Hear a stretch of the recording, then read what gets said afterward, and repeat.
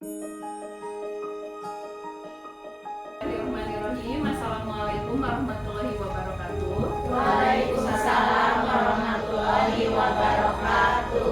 Ya, Ibu dan Bapak Guru serta kepala sekolah yang saya hormati, saya ucapkan terima kasih atas waktu yang Ibu dan Bapak berikan untuk kegiatan hari ini. Izinkan saya, Yudhani Rahayu, sebagai calon guru penggerak Rekognisi Angkatan 9 Pendidikan Guru Penggerak dari Provinsi Jawa Barat. Ibu dan Bapak, hari ini saya akan menyampaikan aksi nyata dari modul 1.4 mengenai budaya positif di sekolah. Ya, Ibu dan Bapak, ini adalah mind map atau peta pikiran mengenai disiplin positif. Apakah Ibu dan Bapak pernah mendengar tentang disiplin positif atau budaya positif? Kalau disiplin pernah dengar ya? Ya, coba disiplin itu apa sih Ibu dan Bapak? Taat aturan. Biasanya disiplin itu terkait dengan ketaatan atau kepatuhan kita terhadap aturan Ibu dan Bapak ya. Misalnya datang tepat waktu, kemudian menaati aturan berseragam dan sebagainya. Coba Ibu dan Bapak, kalau disiplin itu aturan itu dilanggar, biasanya apa yang terjadi? Kita memberikan apa? Sanksi. Ada sanksi berupa hukuman. Nah itu kan ya, tujuan teguran dan hukuman itu untuk mendisiplinkan siswa. Nah Ibu dan Bapak, yang sudah kita lakukan itu bukan disiplin positif, tetapi hanya disiplin pada umumnya saja. Lalu apa yang membedakan disiplin biasa dengan disiplin positif? Di sini Ibu dan Bapak, disiplin positif yang kita pelajari itu mengacu kepada teori kontrol atau teori pilihan yang dikemukakan oleh Dr. William Glasser. Beliau adalah praktisi pendidikan dari Amerika Serikat yang menyatakan bahwa Anda tidak bisa mengontrol orang lain, hanya Anda yang bisa mengontrol diri Anda. Jadi untuk disiplin itu bukan kita yang mengendalikan siswa, tapi harus atas dasar kesadaran siswa. Kemudian makna disiplin adalah belajar kontrol diri dengan menggali potensi kita agar tercapai tujuan mulia, yaitu sesuatu yang menjadi seseorang yang kita inginkan berdasarkan nilai yang kita hargai. Ibu dan Bapak, nanti materi ini akan berangkat dari bahwa semua perilaku memiliki tujuan. Setiap anak yang melanggar ataupun taat memiliki tujuan. Ada teori motivasi, ada motivasi ekstrinsik, ada motivasi intrinsik ya. Kemudian ada nilai-nilai kebajikan universal dan keyakinan kelas. Kemudian nanti kita juga akan mempelajari tentang model berpikir menang-menang atau win-win solution ya biasanya. Kemudian kolaborasi dan konsensus menciptakan pilihan baru.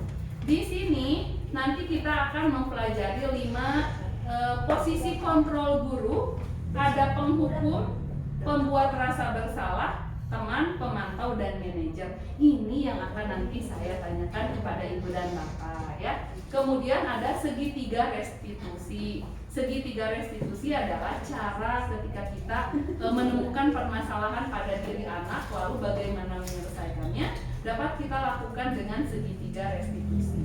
Nanti ada 3 tahapan untuk segitiga restitusi. Ibu dan Bapak, sejatinya setiap manusia itu mempunyai motif kenapa anak bisa berulah misalnya. Karena pasti ada 5 kebutuhan dasar, salah satunya yang tidak terpenuhi. Nah, 5 kebutuhan dasar manusia itu, yang pertama bertahan hidup, ada penguasaan, kasih sayang dan rasa diterima, kesenangan dan kebebasan. Ini mind map dari materi yang akan kita pelajari hari ini. Tadi sudah saya tanyakan ya, apa itu disiplin positif. Nah, sekarang kita akan beralih apa itu budaya positif. Ibu dan Bapak, tentunya sekolah kita ada budayanya kan ya. Budaya itu apa ya Ibu dan Bapak ya? Kebiasaan kebiasaan atau hal-hal yang memang rutin dilakukan dan menjadi identitas di sekolah. Nah, budaya itu kan tidak semua positif. Misal kita punya kebiasaan anak-anaknya belum sadar membuang sampah pada tempatnya, berarti ada budaya yang belum positif. Tetapi kita juga punya budaya anak-anaknya bersopan santun, datang tepat waktu, berarti sudah muncul budaya positif di sekolah. Lalu apakah itu budaya positif? Ibu dan Bapak dapat simak. Budaya positif di sekolah adalah nilai-nilai, keyakinan-keyakinan, dan kebiasaan-kebiasaan di sekolah yang berpihak pada murid agar murid dapat berkembang menjadi pribadi yang kritis, penuh hormat, dan bertanggung jawab. Ya, apakah ada nilai-nilai di sekolah kita? Ada tentunya ya. Nilai-nilai itu akan mengacu kepada kebajikan universal. Kebajikan universal ini nantinya tidak memandang suku, agama, ras, artinya nilai-nilai kebaikan secara umum. Nah, keyakinan-keyakinan dan kebiasaan di sekolah yang berpihak pada murid. Kita punya pekan pembiasaan tematik, itu pun sebagai usaha sekolah untuk membentuk budaya positif ya. Baik Ibu dan Bapak, saya lanjutkan dulu. Apakah penting budaya positif di sekolah menurut Ibu dan Bapak? Penting tidak? Penting. Kenapa ya kok penting? Untuk mendisiplinkan siswa. Ya, mendisiplinkan siswa, kemudian membentuk karakter siswa ya ke arah yang lebih baik ya Bu ya. Karena pembiasaan-pembiasaan, karena siswa itu seperti halnya kita tidak bisa instan untuk berubah ya, tetapi harus melalui pembiasaan agar terbentuk budaya. Nah, di sini dituliskan bahwa pengembangan budaya positif dapat menumbuhkan motivasi intrinsik dalam diri anak untuk menjadi pribadi yang bertanggung jawab dan berbudi pekerti luhur serta berakhlak mulia. Artinya Ibu dan Bapak, budaya positif itu tidak misalnya gini, ada anak bermasalah lalu kita tegur dan marahi, sebetulnya ketika anak berhenti berulah, dia berulah karena teguran kita. Artinya dari luar, ekstrinsik, bukan dari dalam dirinya. Budaya positif mencoba memandang di luar dari sisi itu. Budaya positif itu mencoba ketika anak bermasalah, dia akan menyelesaikan permasalahan karena memang ada motivasi dari dalam dirinya. Lalu siapa yang memotivasi dari dalam dirinya? Tentunya kita sebagai guru. Dengan nantinya akan saya jelaskan tentang bagaimana posisi kontrol guru dan segitiga restitusi gitu ya. Ujung-ujungnya adalah agar anak bertanggung jawab, berbudi pekerti luhur, serta akhlak mulia. Ibu dan Bapak, saya sering sekali mengalami siswa yang bermasalah, berulah di kelas, saya marahi lalu berhenti, besok berulah lagi. Nah, itu karena saya belum melakukan usaha-usaha budaya atau disiplin positif. Saya baru sebatas mengatasi siswa dari segi motivasi ekstrinsiknya. Karena tidak mau dimarahi lalu dia diam. Karena tidak mau dihukum gurunya lalu dia diam. Padahal dari dalam dirinya belum muncul kesadaran sehingga itu berulang dan berulang. Artinya apa yang saya lakukan di kelas baru sebatas disiplin, belum disiplin positif. Ya, Bapak. Ini dia budaya positif. Ada beberapa materi atau submateri. Yang pertama, perubahan paradigma stimulus respon. Ada disiplin positif itu sendiri. Ada keyakinan kelas, ini sebagai muaranya, hal-hal yang dapat kita upayakan nanti di kelas. Ada 5 kebutuhan dasar manusia. Ada 5 posisi kontrol dan segitiga restitusi. Nanti kita akan lebih banyak membahas di sini ya, 5 kebutuhan dasar, 5 posisi kontrol guru, dan segitiga restitusi. Saya lanjutkan. Yang pertama, paradigma stimulus respon. Ibu dan Bapak, ini sekali yang sering, oh iya ya, berarti selama ini saya itu hanya sebatas ilusi tentang kontrol kita terhadap murid ya. Misalnya ilusi guru mengontrol murid, misalnya tadi tidak boleh begini, kamu tidak boleh begitu. Kita merasa dapat mengendalikan perilaku siswa, padahal sejatinya siswa hanya termotivasi secara ekstrinsik atau hanya dari luar saja. Jadi kita merasa sudah mengendalikan siswa, padahal sejatinya siswa belum termotivasi dari dalam dirinya. Yang kedua, ilusi bahwa semua penguatan positif, efektif, dan bermanfaat. Jadi kita suka menganggap bahwa dalam teu dihukum mah budak teh mau rubah-rubah, misalnya begitu ya. Karena kalau dihukum anak berubah dan itu sangat efektif dan anak berhasil menjadi berubah. Itu pun adalah ilusi sebetulnya, Bapak. Kita temui sering, saya pernah mendengar dari CGP yang saya dampingi, dari ibu bapak guru yang lebih senior, adanya siswa yang sudah besar pernah dimarahi, lalu udah besar seperti balas dendam. Yang saya agak ngeri, ibu dan bapak, di Kabupaten Indramayu dari CGP yang saya dampingi, ada siswa yang entah apa yang terjadi. Jadi CGP-nya baru setahun di situ, mendapati alumni kelas 2 SMP ke sekolah itu ada beberapa tas guru yang diobrak-abrik, diisi cairan tinta dari printer. Kemudian datang lagi pintu kantor didobrak sampai jebol, datang lagi dirusak, pokoknya fasilitas sekolah itu dirusak sampai sebegitu dendamnya. Itu ketika didatangi sama guru yang baru itu, karena dia tidak tahu apa yang terjadi, dia pernah punya sakit hati dengan salah satu atau beberapa orang guru, sehingga saat dia merasa bisa melakukan sesuatu, dia balas dendam. Bahkan kotoran air comberan dan kotoran manusia dibuang di sekolah saat sekolah sore dan sepi.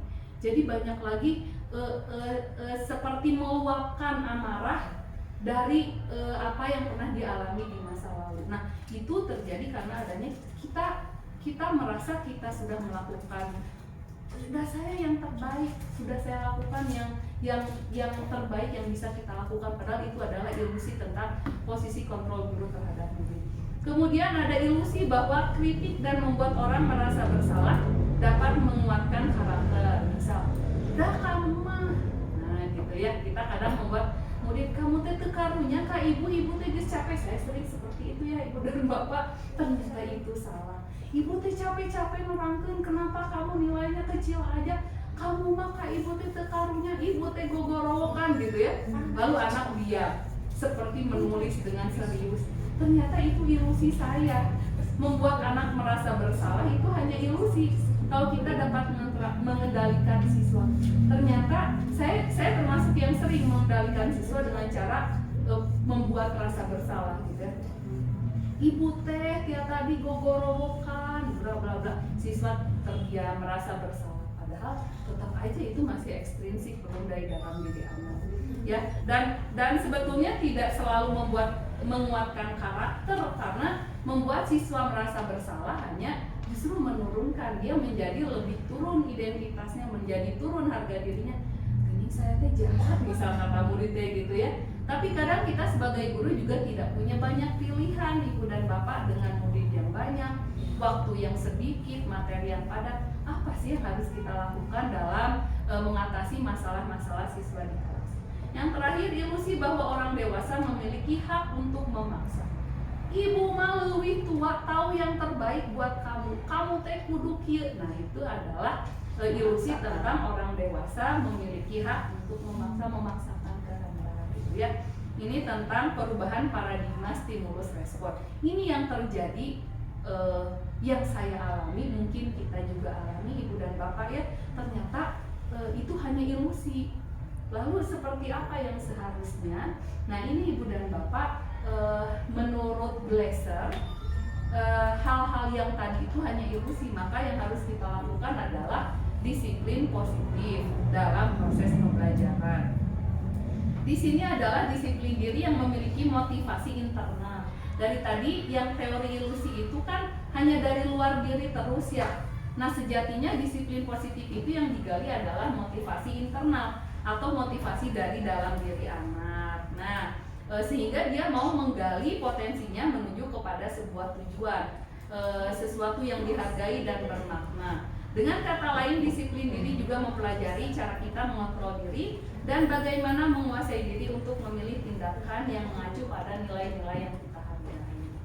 Nah, lebih lanjut, Diane Gosen dalam bukunya Restructuring School Discipline menyatakan ada 3 alasan motivasi perilaku manusia. Nah, seseorang itu taat aturan karena 3 motivasi ini. 1, takut dihukum teh nggak enak, takut dimarahin, takut disetrap, itu yang pertama.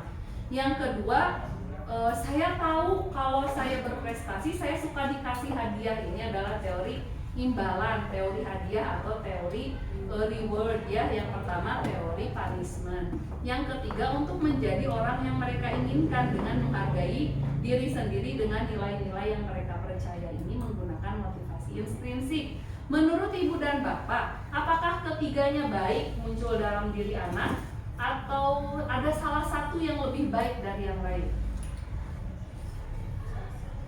Salah satu yang mana? Poin yang mana? Ketiga ya, karena poin ketiga bisa gimana ya? Bisa menumbuhkan kesadaran ya, sehingga efeknya kalau percaya diri, tidak down ya, tanggung jawab, kemudian masuk ya, terus berkembang, lebih kekal ya, lebih lama efeknya. Ya beda kalau karena takut dihukum, ya ayah guru nurut, nggak ada guru baik lagi gitu ya. Atau karena ada hadiah, ketika hadiahnya tidak sesuai yang dibayangkan, dia kecewa. Nah, maka ibu dan bapak, saya baru tahu ibu dan bapak bahwa teori reward and punishment itu tidak boleh. Kita tidak boleh memberi hukuman ataupun hadiah dalam memotivasi siswa. Nah, kayak kita kan suka seneng ya ibu dan bapak, kayak kemarin bikin kuis dikasih hadiah, ya Allah seneng banget walaupun dibagi-bagi lagi ya. Nah, seneng kan gitu, tapi pasti ada suatu saat reward itu tidak seperti yang kita inginkan, lalu kita akan kecewa. Ataupun hukuman, kita merasa yes berubah misalnya, tapi sejatinya hukuman itu hanya ketika ada orangnya, tidak ada orang, itu hanya dari luar diri anak saja ya ibu dan bapak. Jadi kita mari bersama-sama belajar sama sekali menghilangkan, jika susah tidak apa-apa, sedikit-sedikit menghilangkan yang namanya reward dan punishment atau hukuman dan hadiah. Nah, ini adalah konsep disiplin dengan identitas gagal ibu dan bapak. Identitas gagal kayak kalau kita memberikan hukuman, misal yang dirasakan siswa kan menyakitkan, tidak nyaman, kemudian murid takut. Hukuman itu memaksakan, kamu kesiangan, tidak ngerjain PR, pokoknya kerjain di lapang sambil panas-panasan misalnya ya, itu kan tidak nyaman, terpaksa. Nah kemudian murid menyembunyikan kesalahan, tidak sedikit ketika akan dihukum muridnya nggak langsung jujur, wah itu udah bukan ahli, udah begini, karena mereka takut dihukum. Kemudian murid menjadi rendah diri. Tentu saja ketika kita panggil, kita marahi, kembali ke kelompoknya, ke teman-temannya, dia merasa rendah diri. Oh kamu mah dicarekan, nah nanti harga dirinya akan turun, dia merasa rendah diri ketika diberi hukuman. Nah beda, kemudian penghargaan juga tidak. Penghargaan itu reward ya ibu dan bapak. Ini tentang reward and punishment. Penghargaan dianggap tidak efektif, kemudian merusak hubungan karena yang tidak dapat kan iri. Terus saya mah tidak dapat hadiah sih gitu mah bisaan misalnya gitu ya. Kemudian mematikan kreativitas, yang tidak dapat saya emang nggak dapat hadiah udah itu weh. Jadi nanti itu terus gitu yang termotivasinya tidak merata. Kemudian menghukum dengan sistem ranking, ternyata memberikan hadiah adalah juga hukuman, tapi hukumannya dengan membuat peringkat. Jadi saya berarti dia merasa oh saya mah bangga, tapi yang tengah ke bawah kan ada kekecewaan di diri murid, saya tuh udah berusaha tapi ranking saya ternyata serendah ini gitu kan. Dia menjadi merasa terhukum secara tidak sadar, kemudian merampas hak dan merampas hak menghargai dirinya sendiri. Jadi anaknya yang rendah diri kan ya, kamu nilainya paling kecil K2 misalnya. Kalau kita tidak mengarahkan bahwa nilai itu untuk mengukur kemampuan, bukan untuk membandingkan dengan orang lain atau membuat peringkat. Ibu dan Bapak, kalau kita sudah mengenal tentang kesepakatan kelas, maka wujud dari disiplin positif adalah adanya keyakinan kelas. Misalnya, kumaha atuh lamun ada siswa yang bermasalah, yang nakal, nggak boleh dihukum, enak banget ya siswanya gitu ya, mengganggu teman, membuat keributan, apa yang harus dilakukan misalnya gitu ya. Nah, maka kita dapat membuat keyakinan kelas. Hukuman tidak boleh, tapi konsekuensi masih boleh ya. Konsekuensi itu nanti akan berkaitan dengan posisi kontrol guru sebagai pemantau, nanti akan saya jelaskan ya. Ibu dan Bapak, keyakinan kelas ini adalah nilai-nilai kebajikan atau prinsip universal yang disepakati bersama secara universal, lepas dari latar belakang suku, negara maupun agama. Jadi misal kalau di kelas kemarin kesepakatan kelas, kita sepakat menjaga kebersihan, sama keyakinan kelas itu dibuat dengan siswa misalnya ke depan. Kemarin saya baru praktikan, Ibu dan Bapak, kasih aja siswa satu sticky note, satu siswa tuliskan apa yang mereka yakini tentang kelas dan usahakan jangan ada kata negasi. Kata negasi adalah kata tidak, jangan, tidak boleh, tidak ada, itu hindari. Karena dalam disiplin positif kalimatnya harus positif. Misal, siswa menuliskan keyakinan kelasnya tidak boleh buang sampah sembarangan. Maka kita arahkan nanti di keyakinan kelas berarti membuang sampah pada tempatnya gitu ya. Misal, tidak boleh ribut berarti menjaga ketertiban kelas. Kemudian biasanya yang didorong dalam keyakinan kelas itu misalnya harus adil dalam membagi kelompok, berarti berkolaborasi atau bekerja sama misalnya, itu boleh dimunculkan dalam keyakinan kelas. Ibu dan Bapak, bikin keyakinan kelas jangan banyak-banyak, 5-6 saja cukup. Kalimatnya nggak usah panjang-panjang juga, karena yang penting kalimatnya positif dan berasal dari inisiatif anak. Kemarin ada 30 anak yang menuliskan, lalu disimpulkan bareng-bareng, oh ini masuk ke ketertiban, ini kebersihan dan sebagainya. Kemarin didapat 6 keyakinan kelas, tapi kalimatnya pendek-pendek gitu Ibu dan Bapak ya. Nah, keyakinan kelas ini bukan untuk setahunan Ibu dan Bapak, bukan untuk setahun, tapi boleh baru sebulan dirasa keyakinan kelasnya tidak mengakomodir hal lain yang belum muncul, boleh direvisi, boleh ditambah atau diganti. Jadi sifatnya fleksibel sampai nanti sudah disepakati, lalu dibuat. Kalau kelas 6 boleh bikinnya desain sendiri 456 atau 3456. Kelas 1-2 boleh nanti dibuat oleh gurunya, dibantu poin-poinnya apa gitu ya. Nah, itu untuk keyakinan kelas. Nah, bagaimana membentuk keyakinan kelas? Ini caranya Ibu dan Bapak, bahwa keyakinan kelas lebih abstrak atau lebih luas daripada peraturan. Kalau peraturan itu kan sempit dan mengikat. Kalau keyakinan kelas silakan aja apa yang dirasa hal-hal positif yang bisa disepakati, diyakini oleh siswa, lalu kita kumpulkan dalam bentuk keyakinan kelas. Kedua, sedikit saja agar mudah dipahami. Tadi sudah diberi contoh ya, membuang sampah pada tempatnya, datang tepat waktu, menjaga ketertiban kelas, sudah sependek itu. Kadang kita dulu di semua kelas ada tata tertib kelas. Alhamdulillah tidak terlalu berdampak ya, dan Bapak panjang-panjang, kecil-kecil, dan kadang dibaca, kadang enggak sama siswa juga. Saya juga gurunya nggak tahu kadang per poinnya apa saja gitu. Ketika anak bermasalah, ya atau saya kantunin penyusulan gitu ya, kita marahi, kita tegur dan nasihati. Yang ketiga, berupa pernyataan universal. Universal itu tidak terkait suku, agama, ras maupun golongan. Misalnya ketika datang tepat waktu atau beribadah jangan gini, membaca surat Al-Fatihah di awal pembelajaran. Gimana kalau ada yang non-muslim misalnya, maka bisa kita ganti pernyataannya berdoa sebelum belajar. Kan nanti doa boleh sesuai agama dan kepercayaan tugasnya masing-masing. Tapi nggak usah dipanjangin, cukup berdoa sebelum dan setelah belajar misalnya udah gitu ya. Jadi kenapa harus universal? Karena berangkat dari 5 kebaikan universal, jadi bisa diterima oleh semua agama, suku, ras, dan sebagainya. Kemudian sesuai dengan kondisi kelas agar mudah diterapkan. Antara kelas Bu Tuti dan kelas Bu Ai akan berbeda keyakinan kelasnya. Misalnya di kelas Bu Tuti lebih mementingkan ketertiban, maka lebih banyak poin tentang ketertiban. Di kelas Bu Ai tentang ketepatan waktu misalnya atau kebersihan, maka lebih banyak poin tentang itu. Antar kelas keyakinan kelasnya bisa berbeda. Kemudian dibuat dalam bentuk positif, sudah dijelaskan ya, tidak boleh ada kalimat negasi. Semua warga kelas dilibatkan dalam pembuatannya. Tadi kasih aja sticky note siswa satu-satu, lalu tulis satu keyakinan, lalu siswa tempel di depan ya. Kemarin sudah dipraktekkan, alhamdulillah lancar, hanya setengah jam juga selesai dan Bapak ya.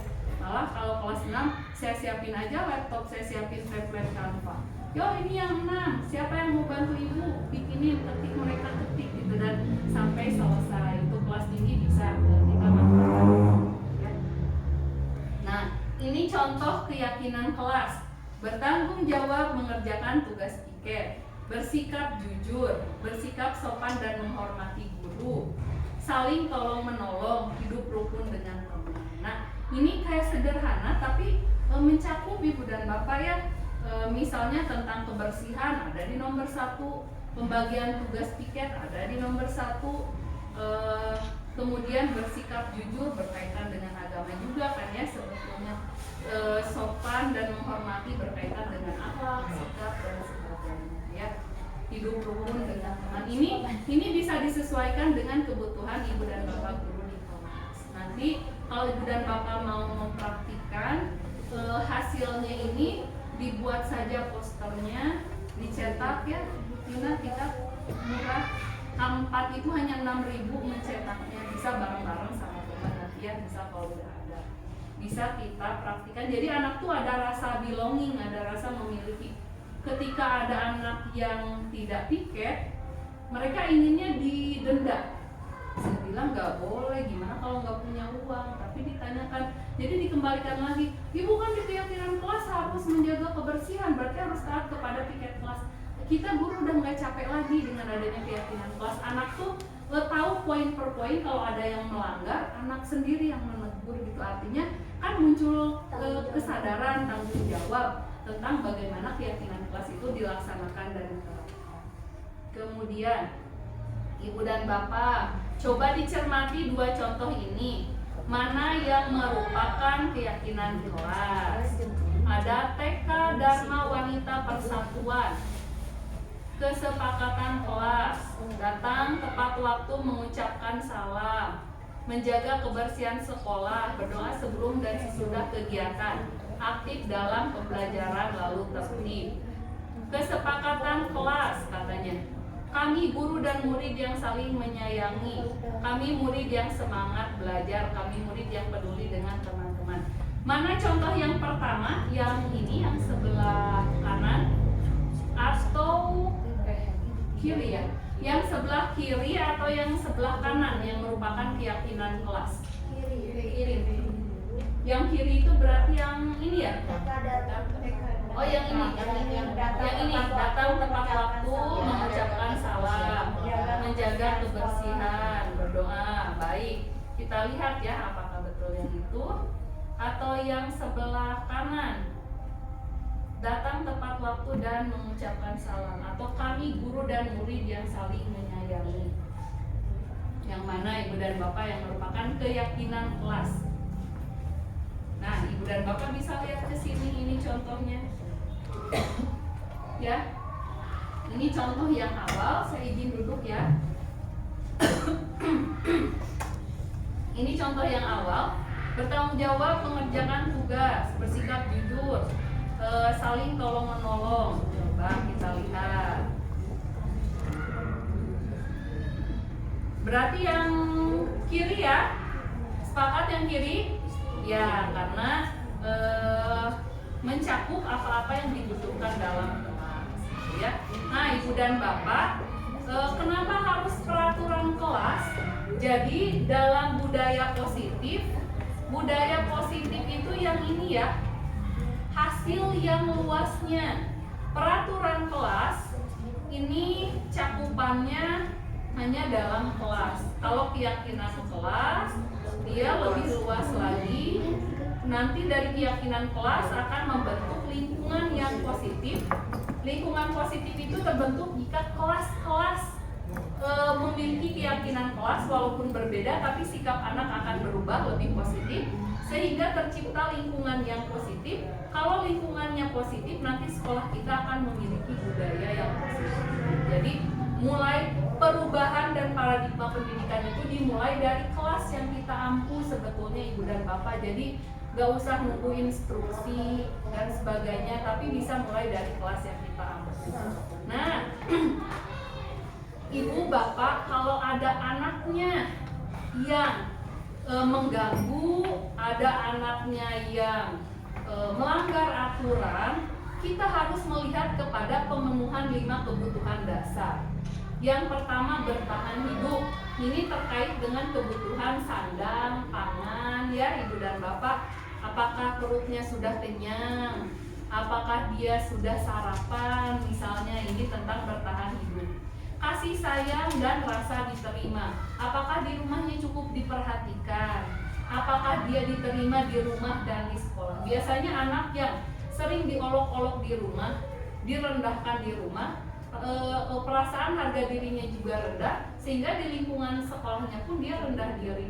Kalau di rumahnya dasar dah kamu mah bodoh misalnya gitu ya sama orang tuanya, nanti terngiang bodoh.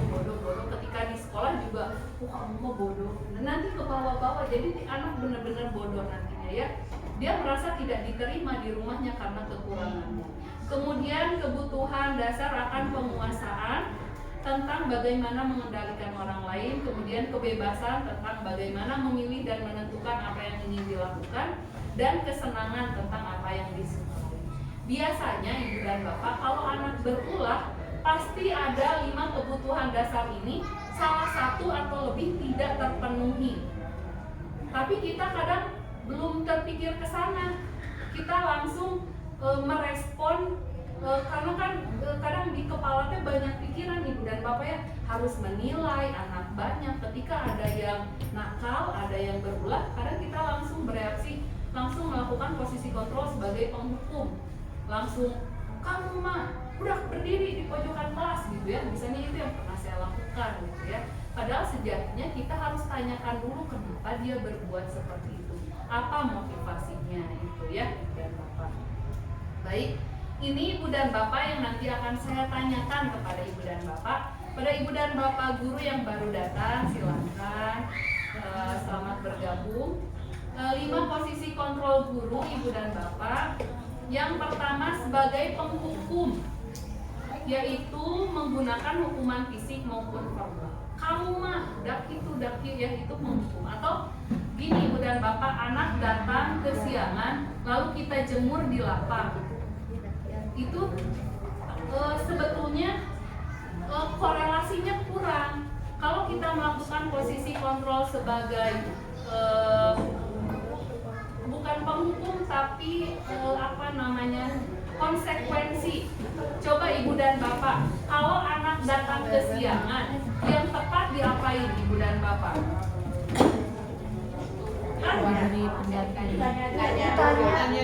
Ditanya.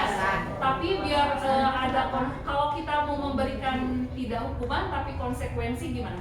Dia datang terlambat 5 menit, konsekuensinya apa misalnya? Pulangnya ditahan 5 menit misalnya, itu konsekuensi berhubungan. Jangan kalau anak datang terlambat 5 menit lalu kita jemur, nggak ada hubungannya. Jadi anak merasa dihukum. Sebenarnya apa hubungannya? Atau ada anak yang tidak sopan lalu kita suruh nulis 100 kalimat, saya berjanji tidak akan mengulangi. Justru konsekuensi itu ya itu hukuman Ibu dan Bapak ya. Berhubungan tidak sikap dengan menuliskan tidak. Jadi konsekuensi itu, hukuman itu harus kita alihkan kepada konsekuensi, dan konsekuensi itu nyambung antara antara apa yang dilakukan siswa dengan akibat yang ditimbulkan gitu ya. Itu namanya konsekuensi. Kayaknya untuk usaha disiplin konsekuensi masih boleh, tapi hukuman sepertinya harus mulai sedikit-sedikit kita tinggalkan ya. Yang kedua, membuat orang merasa bersalah. Biasanya guru akan bersuara lebih lembut. Nih saya nih sering banget melakukan posisi ini dan ternyata salah ibu dan bapak ya. Kamu mah ibu teh kurang kumaha bisa gitu ya. Dengan lembut padahal menusuk hati anak gitu ya. Dan ini sebetulnya tidak boleh dilakukan. Kamu nggak kasihan? Ibu dari tadi ngomong, ibu jelasin, kamu malah ngobrol. Nah itu kayak kita lembut, lalu anak dia, padahal hati anak teriris gitu dengan ucapan guru yang memposisikan anak menjadi merasa bersalah. Yang ketiga adalah sebagai teman, guru pada posisi ini tidak akan menyakiti murid, namun akan tetap berupaya mengontrol murid melalui persuasi. Misal, ayo yuk gerak jeung ibu udah ya. Nah, kayak sama Balad gitu. Ini agak mending posisi sebagai teman. Kita akrab sama siswa, tapi kelemahannya biasanya siswa rasa hormatnya, bahasanya, nah itu. Tapi agak mending lah gitu ya posisi sebagai teman. Yang keempat, monitor atau pemantau, berarti mengawasi. Biasanya pemantau itu, wah hari ini telat 5 menit, tulis, nggak langsung ditegur. Besoknya terlambat lagi, tulis lagi. Udah seminggu terlambat, baru dipanggil. Itu sebagai pemantau. Ibu mencatat sudah 5 hari berturut-turut kamu kesiangan. Kumaha atuh misalnya gitu ya. Itu posisi guru sebagai pemantau. Lebih mending lagi. Dan yang disarankan adalah posisi guru sebagai manajer. Tidak hanya guru, ibu dan bapak. Ibu dan bapak ini sebetulnya disiapkan oleh pemerintah menjadi para pemimpin pembelajaran. Pemimpin pembelajaran itu mulai dari guru di kelas, kepala sekolah di sekolah, ataupun posisi pengawas di sekolah-sekolah. Jadi pemimpin pembelajaran itu bukan hanya di kelas luas, bisa guru, kepala sekolah, dan pengawas. Kalau ada masalah, ketiganya guru, kepala sekolah, ataupun pengawas sebaiknya memberikan posisi sebagai manajer. Jadi kalau ada siswa salah, guru salah, jangan langsung dihukum, ditegur, apalagi disakiti secara verbal misalnya ya, kalaupun tidak secara fisik. Tetapi ditanyakan dulu, direspon dulu, yang menunjukkan tanggung jawab guru dalam posisi terakhir. Manajer adalah posisi mentor, di mana guru berbuat sesuatu dengan murid, mempersilahkan murid mempertanggungjawabkan perilakunya, mendukung murid agar menemukan solusi atas permasalahannya sendiri. Itu jadi ditaruh heula ibu dan bapak. Kalau siswanya, kalau ibu dan bapak nanti menjadi pemimpin misalnya di sekolah, tanya dulu siswanya, gurunya, apa yang terjadi. Jadi ada tahapannya ibu dan bapak ya. Nah, ada tahapannya untuk posisi kontrol sebagai manajer, disebutnya segitiga restitusi. Yang ini ibu dan bapak bentar. Mana ya? Oh tidak nggak masuk. Ibu dan bapak maaf, saya lupa memasukkan. Nah, posisi manajer ini nanti turunannya dalam segitiga restitusi yang ini ibu dan bapak. Ini yang penting. Nah, di sini. Nah, ibu dan bapak ini adalah segitiga restitusi. Nah, ibu dan bapak mengambil posisi kontrol sebagai manajer. Lalu ketika menghadapi permasalahan murid ataupun rekan ataupun guru, maka yang pertama adalah menstabilkan identitas. Jadi menstabilkan identitas itu ibu dan bapak, mohon maaf keklik. Jadi gini, misal ada siswa yang mau apa kasusnya? Ada siswa gini ibu dan bapak, ada kasus Sabrina. Sabrina bangunnya kesiangan. Ini ibu dan bapak bisa bantu saya ya menentukan segitiga restitusinya. Ajis telat terus. Nah, contohnya Sabrina nih, mungkin ada yang waktu SMP-nya pernah sama guru piket atau sama guru kesiswaan gara-gara tidak sesuai. Ada yang pernah ditegur? Jadi Sabrina ini kesiangan bangunnya, dia buru-buru, sepatunya harus hitam. Dia malah ngambil sepatu yang coklat, nggak kelihatan karena hampir mirip. Lalu dia datang kesiangan, tiba-tiba ditegur sama kesiswaan, Sabrina, kenapa kamu sudah kesiangan, sepatumu coklat? Kata Sabrina, Pak maaf, saya buru-buru nggak kelihatan. Ya sudah, Bapak tidak peduli, pokoknya kamu udah kesiangan, buka sepatu kamu. Tapi Pak, saya beneran, saya nggak kelihatan, saya buru-buru takut kesiangan. Bapak nggak mau tahu aturan harus hitam. Sok copot sepatunya, kamu berkeliaran di sekolah seharian tanpa alasan. Menurut Ibu dan Bapak, si Bapak menerapkan posisi kontrol sebagai apa? Penghukum. Membuat rasa bersalah, teman penghukum ya? Penghukum. Nah, jelas itu penghukum, tidak mau tahu kan? Sabrina sudah memberikan alasan. Kalau kita masukkan ke segitiga restitusi, menstabilkan identitas. Sebaiknya apa yang dikatakan oleh si Bapak tadi? Mana ya? Misalnya, kenapa kamu kesiangan? Iya. Apa yang terjadi? Kenapa kamu tidak memakai sepatu yang hitam gitu ya? Ketika lalu dia menyampaikan alasan-alasan. Yang kedua, validasi kebutuhan. Di sini validasi kebutuhan adalah ditanyakan lagi tentang alasan-alasan apa yang terjadi di hari itu sampai anak melanggar aturan. Lalu yang ketiga, menanyakan keyakinan. Kita hubungkan dengan keyakinan kelas. Sabrina, dalam aturan harusnya gimana? Sepatu hitam, tidak boleh terlambat, bisa kata Sabrina. Lalu bapaknya akan bertanya, lalu sekarang apa yang harus kamu lakukan? Ya Pak, saya mengaku bersalah, saya berjanji tidak akan mengulangi. Sebagai, lalu nanti Sabrina sendiri, saya Pak nggak apa-apa, mau bantu. Oh iya, misal saya Ibu, saya akan bantu membersihkan apa atau apa misalnya, boleh gitu ya. Tapi muncul dari diri anak. Jadi anak kembali ke kelas itu tidak rendah diri ya, tidak kamu udah dihukum ya dan sebagainya. Itu ya Ibu dan Bapak tentang segitiga restitusi. Jadi sejatinya setiap orang itu punya alasan, punya motivasi kenapa dia melanggar, kenapa dia terlambat, atau langsung disusulan taroskeun heula gitu ya. Apa yang terjadi? Apa kebutuhan yang tidak terpenuhi dalam dirinya.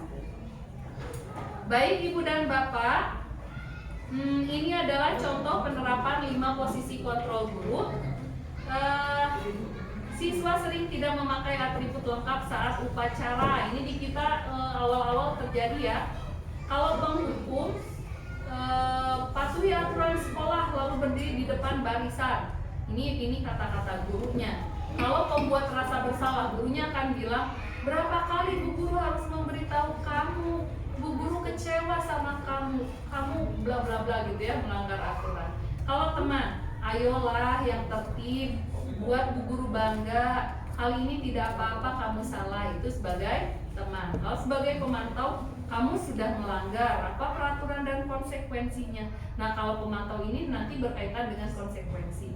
Kalau manajer, apakah kamu tahu kesalahanmu? Kira-kira bagaimana kamu memperbaiki kesalahanmu? Jadi ada restitusinya ya. Jadi ada ditanyakan apa yang terjadi, lalu bagaimana solusinya nanti keluar dari diri anak. Tapi sebetulnya susah Ibu dan Bapak ya, menerapkan posisi manajer ini kadang karena kita tidak sabar gitu ya. Kita kadang ingin perilaku anak itu cepat terlihat perubahannya gitu ya, tapi bisa kita usahakan. Ibu dan Bapak ada tugas, kita tentukan apakah ini sebagai penghukum, sebagai pemberi rasa bersalah, pemantau, teman atau manajer. Untuk soal yang pertama, memberi rasa bersalah ya. Kalau yang kedua, kamu tidak pernah benar melakukannya, penghukum ya, karena sudah menjudge kamu tidak benar. Ayolah lakukan demi ibu atau bapak, teman ya, posisi kontrol sebagai teman. Apakah kamu mau mendapatkan stiker bintang hari ini? ini ngasih reward loh. Kalau ngasih reward, padahal nggak boleh. Ini nggak boleh. Ayo. Ya dia ngasih reward itu nggak boleh. Ini posisi kontrolnya ada penghukum, pembuat rasa bersalah, teman, pemantau atau manajer. Nah, karena penghukum reward pun masuk hukum ya. Karena menghukum secara tidak langsung reward itu ternyata ya. Bagaimana kamu bisa menyelesaikan masalah ini? Ada tempat duduknya. Ini manajer ya, karena menanyakan solusi dari sisi anak. Kamu selalu yang paling akhir. Penghukum. Kita lihat jawabannya. Betul. Mantap itu mah. Memantau ya. Yang tiga. Jadi adanya stimulus respon atau konsekuensi ternyata masuk ke pemantau. Tapi tadi kan di awal ada ya, memberikan reward juga bagian menghukum kepada mereka yang tidak dapat kan gitu ya. Baik Ibu dan Bapak. Berarti dalam waktu berapa ini 42 menit Ibu dan Bapak sudah mampu membedakan 5 posisi kontrol. Kita sedikit-sedikit Ibu dan Bapak karena ingin teori, tidak ada teori yang paling benar. Di antara 5 posisi kontrol ini, kalau nggak bisa manajer ya atau pemantau, nggak bisa pemantau atau teman, kepaksa teuing anaknya nggak bisa berubah, ya sudah membuat rasa bersalah, tapi anaknya sulit dan sulit berubah, terpaksa memberikan hukuman. Artinya lalui dulu tahapannya, jangan langsung ke penghukum. Selanjutnya, ini adalah pendekatan restitusi, cara menanamkan disiplin positif pada murid ya. Saya bacakan pengertian restitusi ya Ibu dan Bapak. Restitusi adalah proses menciptakan kondisi bagi murid untuk memperbaiki kesalahan mereka sehingga mereka bisa kembali pada kelompok mereka dengan karakter yang lebih kuat, tidak rendah diri, tidak merasa. Karena gini, Ibu dan Bapak kita pernah melakukan kesalahan kan? Pasti. Mau nggak kalau kesalahannya seumur hidup diungkit? Nggak mau. Begitupun dengan siswa kita gitu. Biarkan kita bekerja dengan cara restitusi sehingga ketika siswa membuat kesalahan, dia kembali ke kelompoknya, tapi tidak rendah diri, tapi dia sadar dia salah dan akan memperbaiki kesalahannya gitu ya. Ciri-ciri restitusi bukan menebus kesalahan, namun belajar dari kesalahan. Jadi saat berbuat salah, ditanyakan apa yang akan kamu perbaiki. Artinya ada usaha untuk memperbaiki atau belajar dari kesalahan. Memperbaiki kesalahan, tawaran bukan paksaan. Kan kita nanya ya, apa yang sebaiknya dilakukan misalnya gitu ya. Jadi kita nanya ke anak. Menuntun untuk melihat ke dalam diri. Apa yang kamu yakini, menurut kamu ini baik atau tidak, itu menuntun ke dalam diri.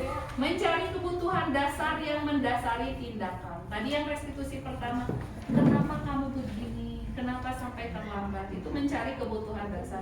Bisa saja kan ada anak yang kesiangan, aku habis dimarahi mama aku males sekolah misalnya. Berarti ada kebutuhan dasar, rasa diterima dan kasih sayang yang tidak terpenuhi ya. Kemudian fokus pada karakter bukan tindakan, dan menguatkan dan fokus pada solusi ya.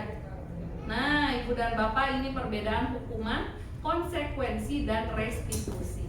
Yang sebaiknya kita lakukan yang mana ya? Ini ya, restitusi ya. Kalau restitusi itu guru menanyakan keyakinan kelas, kan kita udah sepakat misalnya gitu ya, membantu murid menyelesaikan masalahnya. Guru terbuka dan murid menghormati dirinya dan orang lain. Kalau konsekuensi, kayak tadi guru memberikan PR-nya 3 kali lipat karena siswa melakukan kesalahan misalnya. Guru tegas dan murid menghormati peraturan. Kayak tadi, terlambat 5 menit, konsekuensinya ditahan pulang 5 menit. Itu konsekuensi. Masih boleh dilakukan, tetapi kalau bisa restitusi ya restitusi dulu.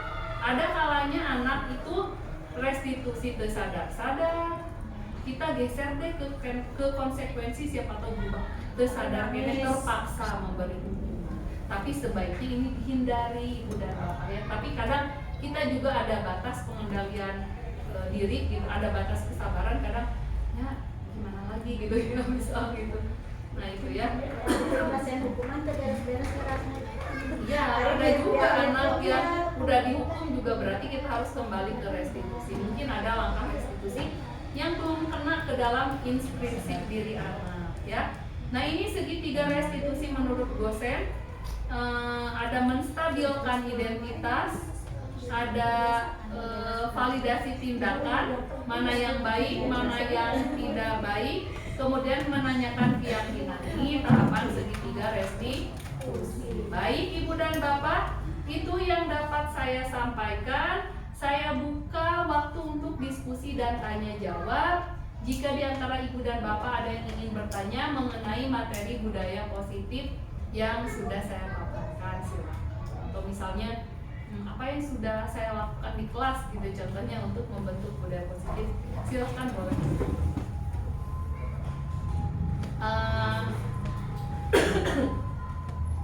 Ibu dan bapak, mungkin saya berbagi saja ya ibu dan bapak, usaha untuk menumbuhkan budaya positif ini. Yang pertama saya sudah membuat keyakinan kelas, ibu dan bapak, langkahnya tadi sudah disebutkan. Saya juga sudah praktik melakukan segitiga restitusi terhadap dua permasalahan anak. Yang satu, siswanya datang terlambat ya, siswanya terlambat datang, kemudian yang kedua siswanya kemarin meledek teman ya kalau tidak salah. Jadi nanti dilakukan usaha-usaha. Baik, ini adalah rencana tindak lanjutnya ibu dan bapak. Nanti ibu dan bapak diharapkan membuat keyakinan kelas dalam pembelajaran masing-masing dan didokumentasikan sebagai tagihan produk dari kegiatan hari ini atau diseminasi. Ibu dan bapak, ada waktu 10 menit. Saya ingin ibu dan bapak berkelompok, dua orang ke depan, boleh 6 orang, nanti menyampaikan kira-kira apa permasalahan yang ditemui di kelas, lalu bagaimana jika ibu dan bapak menerapkan ini segitiga restitusi.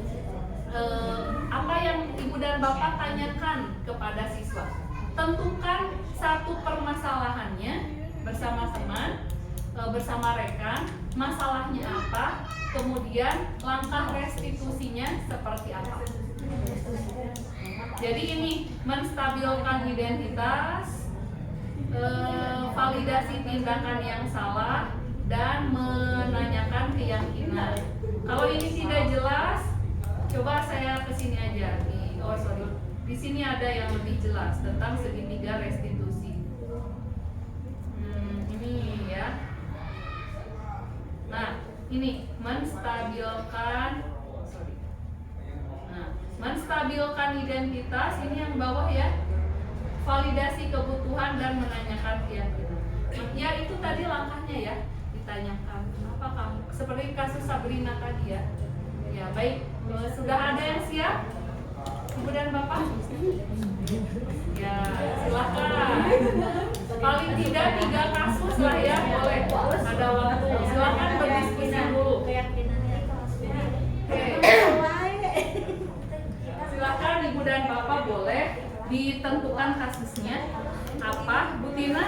Terlalu banyak, bingung. Terlalu banyak kasusnya. Ya, satu aja dipilih. Lalu kira-kira langkah restitusinya akan seperti apa? Dari agama boleh. Misalnya pernah menemukan kasus apa? Di kelas bawah atau kelas atas. Lalu langkah restitusinya seperti apa? Baik, kita ambil saja kelas bawah, kelas atas, dan bidang studi ya, ibu dan bapak ya. Baik, silakan yang sudah siap. Oke, Sumi sama siapa? Bu Mela. Oh, di situ aja, baik. Tadi di kameranya ya. Oh, baik. Berdua sama ibu.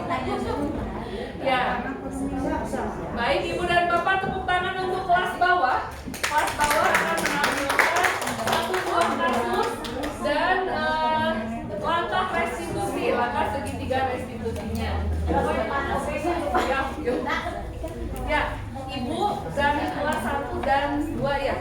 Silakan. Kelas 2 ya. Baik. Tepuk tangan untuk kelas 2. Silakan diceritakan permasalahannya apa atau kasusnya apa. Silakan. Ya, contohnya kasus di kelas 2 itu kan kelas rendah ya, Bu. Itu apa namanya? Ada siswa gitu, ada salah satu siswa yang memang setiap dalam proses pembelajaran itu tulisnya iya, lama, Nggak selesai. nggak selesai. Nggak selesai. Kemudian segitiga restitusi, Ya. menstabilkan identitas. Biasanya dia tidak selesai terus belajar. Ditanya. Ditanya. Ya, tanyanya kayak gimana?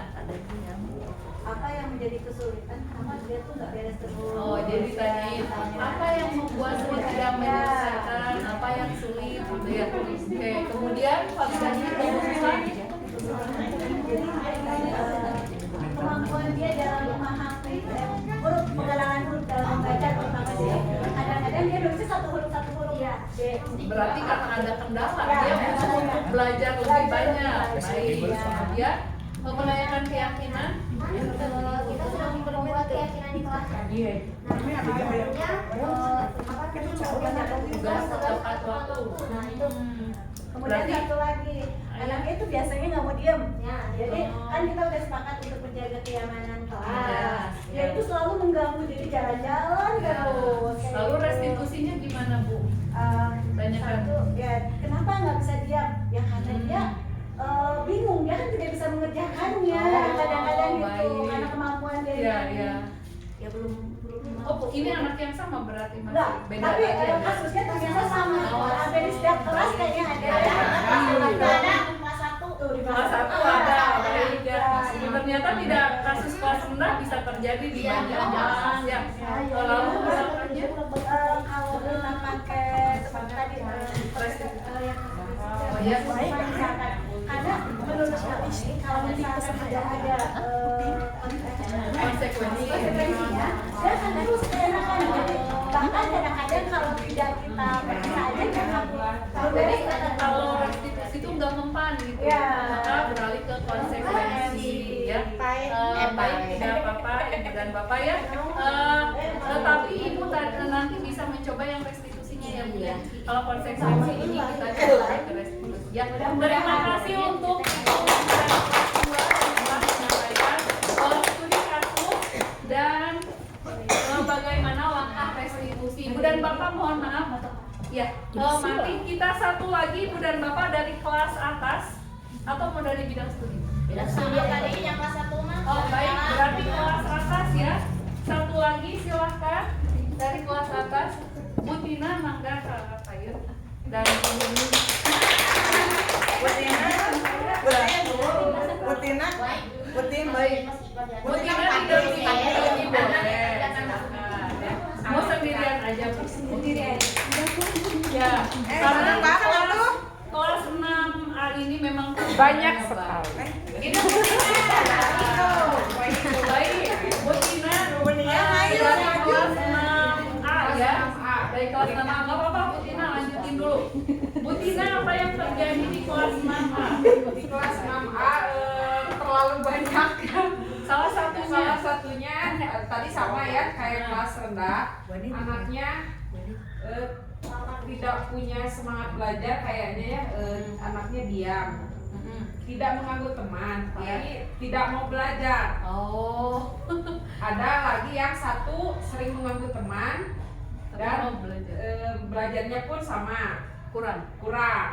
Kerjaannya ulang balik terus di Iya. Dan ternyata kebaliknya ya. dan ternyata kepergok bukan izinnya ke air padahal jajan gitu. Karena mungkin di kelas saya terlalu banyak laki-lakinya dan STM dan kebanyakan anaknya ya begitu semangat belajarnya kurang karena mereka kayaknya ya diperhatikan itu lebih senangnya pengen cepat istirahat karena Iya. pengen cepat main bola. ya, dan bisa berantem dari Iya. main bola. Lalu langkah restitusinya, Bu Tina, tadi ada menstabilkan identitas, apa yang dilakukan? Apa yang ditanyakan ketika anak tadi misalnya tidak mau belajar, bolak-balik terus gitu. Apa yang Bu Tina tanyakan ke siswanya? Sudah ditanya kenapa bolak-balik terus, bilangnya ya bosan, terus malas nggak mau belajar. Lalu udah ditanyakan ke kebutuhan nggak Bu Tina, misalnya kamu itu apa yang kamu butuhkan di kelas dalam belajar? Nah, sudah ditanyakan begitu anaknya tidak jawab, malah cengenges gitu. Ya. Jadi kan bingung ya, Ya. untuk masalahnya ini apa sebenarnya. Anaknya kalau ditanya dijawabnya Kayak gitu. cengenges terus. Berarti belum ada kesadaran Ya, lah dari anak. tidak ada kesadarannya. Ditanyakan Ya. untuk keyakinan kelas nggak, apa yang dia yakini misalnya. Belum ditanya, berarti langkah restitusinya belum utuh. Nanti berarti Bu Tina bisa ditanyakan apa yang dia butuhkan dalam belajar, kemudian apa yang dia yakini harus dia lakukan atau tidak dia lakukan. Jadi nanti muncul Bu Tina ya solusi dari Sudah anak. diselingi dengan nyanyi dulu, misalnya atau apa dulu. Betul. Setelah selesai itu Ya. lagi gitu. Jadi tidak ada perubahan. Ya, baik. Akhirnya saya diamkan gitu, Ah. karena Sudah terlalu sering dan bingung. Baik, berarti selanjutnya Bu Tina bisa melakukan langkah-langkah atau upaya membenarkan segitiga restitusi ya. Ibu dan Bapak sekali lagi tepuk tangan untuk Bu Tina yang sudah berkenan mewakili kelas atas menyampaikan kasus yang ditemukan di kelas dan bagaimana penerapan segitiga restitusi. Jadi Ibu dan Bapak, sebelum saya tutup kembali lagi, kita harus ingat tentang 5 posisi kontrol guru. Yang pertama adalah penghukum, yang kedua pembuat rasa bersalah, yang ketiga sebagai teman, yang keempat pemantau, dan yang kelima manajer. Mana yang sebaiknya kita ambil posisinya? Manajer. Jadi yang sebaiknya sangat kita hindari yang mana? Penghukum, Ibu dan Bapak. Tadi sudah disampaikan bahwa bahkan reward dan punishment pun sebaiknya tidak kita lakukan. Punishment sudah jelas menghukum, reward pun ada unsur menghukum sebetulnya.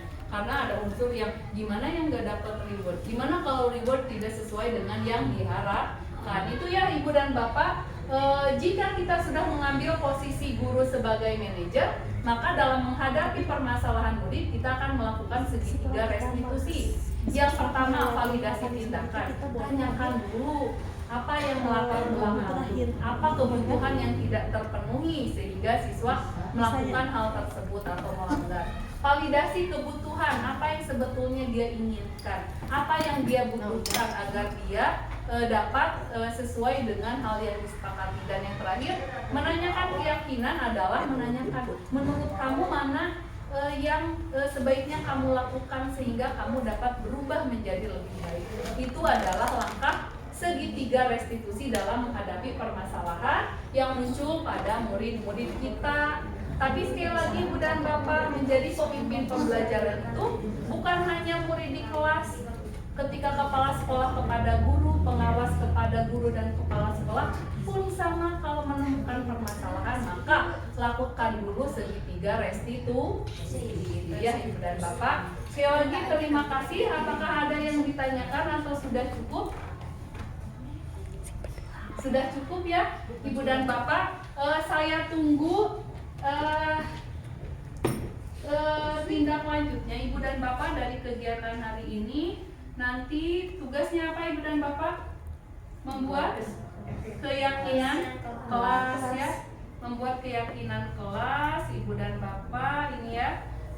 Silahkan Ibu dan Bapak praktikkan membuat keyakinan kelas dengan langkah-langkah yang tadi sudah disebutkan. Hasilnya silahkan produknya nanti dicetak dan dapat dipajang di kelasnya masing-masing. Sekali lagi terima kasih atas waktunya Ibu dan Bapak. Mohon maaf atas segala kekurangan. Semoga apa yang disampaikan hari ini ada manfaatnya. Sekali lagi terima kasih. Wassalamualaikum warahmatullahi wabarakatuh. Waalaikumsalam warahmatullahi wabarakatuh.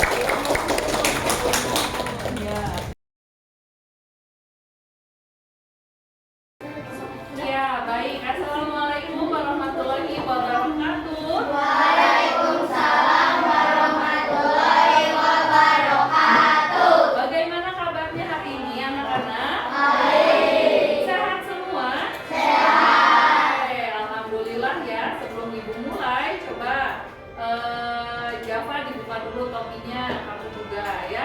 Baik, anak-anak, hari ini kita akan membuat keyakinan kelas. Membuat apa? Keyakinan kelas. Kita akan membuat keyakinan kelas. Tuh. Kelas apa nih? Ya, kita akan membuat keyakinan kelas 6B.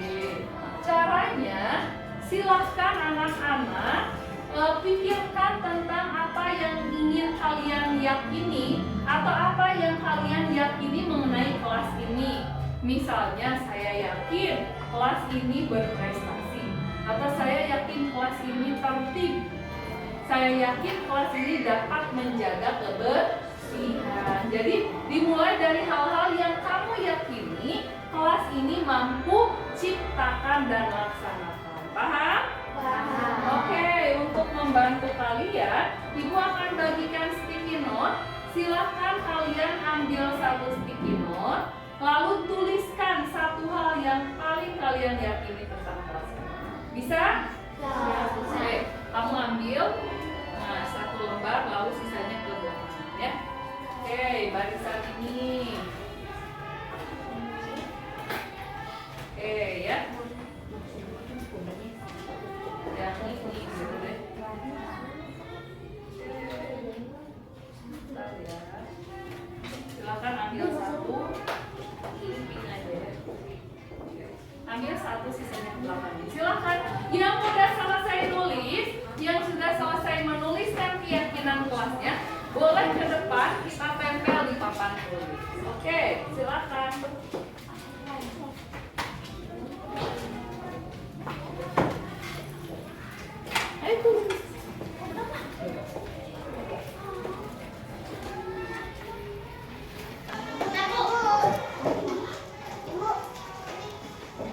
Udah, yang udah boleh ke depan.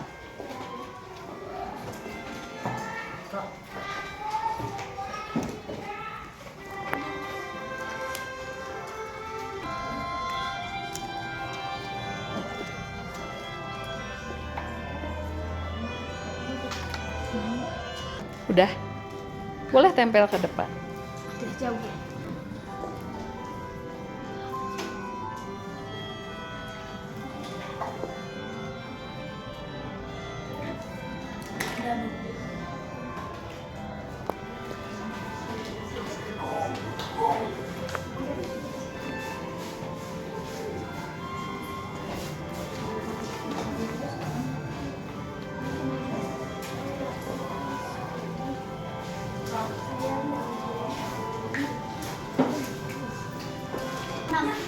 Di pinggirnya biru.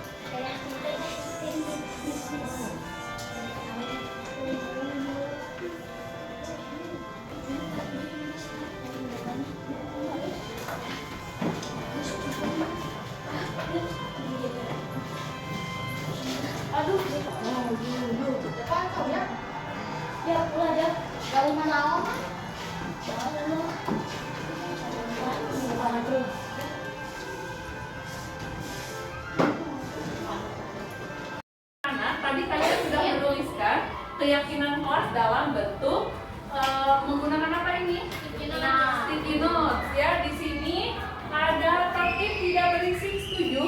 Setuju.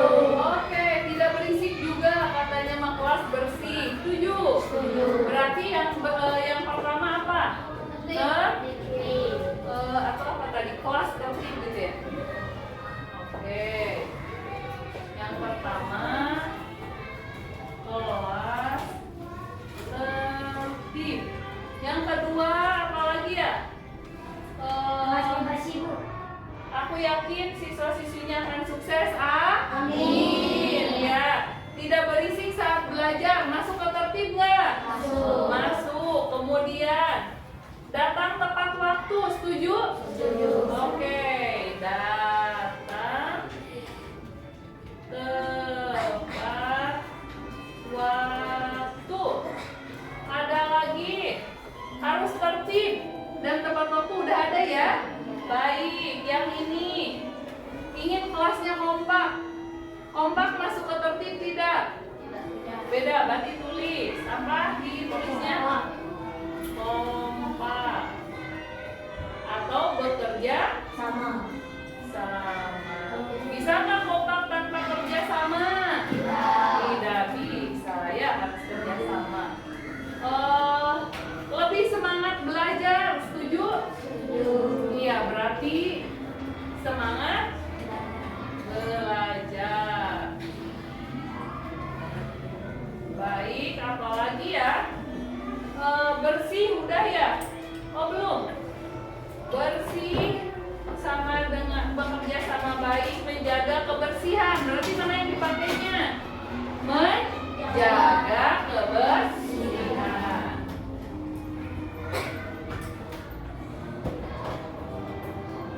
Kemudian disiplin, udah ada belum? Tapi datang tepat waktu masuk disiplin nggak? Masuk. Mau ditambahin kata disiplin? Atau disiplin. Oh gini. Oke.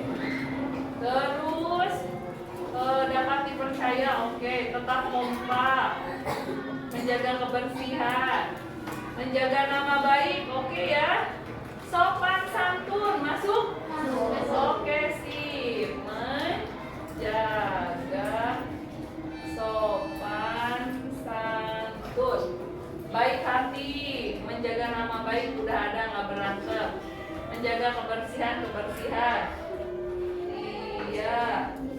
Tidak ngomong kasar. Masuk ke tertib ya. Baik, kalau begitu kita sepakat ada berapa keyakinan kelas? Apa aja? Terus atau disiplin, lalu baik yang kelima menjaga sopan santun. Kalau begitu siapa yang dapat menuangkan keyakinan kelas ini menjadi poster, menjadi tampilan poster? Cung, berapa orang? 4.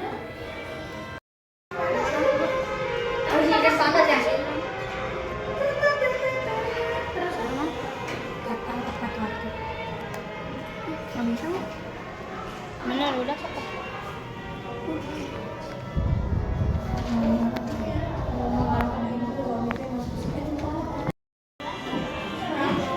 Mau lihat